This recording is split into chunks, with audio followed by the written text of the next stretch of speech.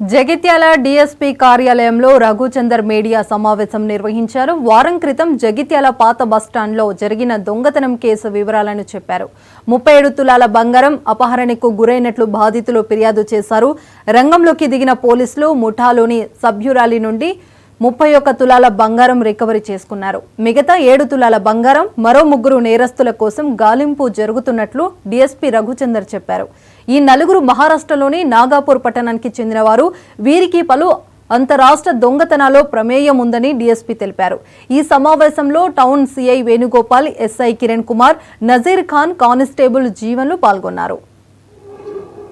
పాత బస్టాండ్లో ఈ తక్కలపల్లి గ్రామానికి చెందిన మిట్టపల్లి జలజ అనే మహిళ ఆమె బంగారు ఆభరణాలు బ్యాంక్ లాకర్లో పెట్టే నిమిత్తం తీసుకొని వచ్చి మళ్ళీ వెళ్తుంటే ఒక 5 మహిళలు, అంటే ఫస్ట్ ఎవరు తెలియదు, ఆమె ఇంటికి పోయి చూసుకున్న వారికి ఏంటంటే ఆమె సంచిలో ఉన్న బంగారు ఆభరణాలన్నీ మాయమైపోతాయి.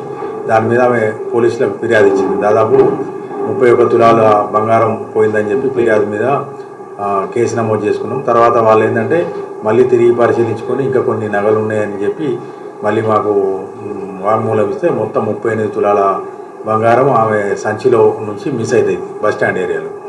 దీని మీద కేసు నమోదు చేసుకొని మన టౌన్ సిఐ సూరం వేణుగోపాల్ మరియు కిరణ్ కుమార్ టౌన్ ఎస్ఐ, ఇంకొక SI Manmadharao and WSI Geetha ఆధ్వర్యంలో మన ఐడి పార్టీ కానిస్టేబుల్స్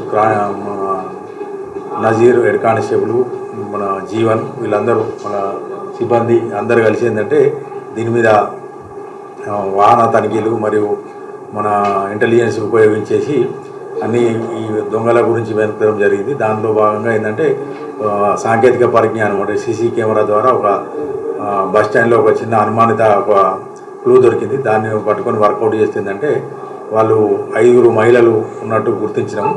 దాంతో ఈరోజు నమ్మదగిన సమాచారం మేరకు ఒక మహిళ అక్కడ నగల షాప్కు అనుమానాస్పదంగా తిరుగుతుంటే ఆమెను అదుపులోకి తీసుకొని ప్రశ్నిస్తే ఏంటంటే ఆమె దగ్గర ఏదైతే ఇప్పుడు మనం 31 తులాల బంగారం ఆమె దగ్గరికి వెళ్ళి మనం రికవరీ చేసినాము. ఈమె పేరు ఏంటంటే తెలంగాణలోని అతిపెద్ద ప్రభుత్వ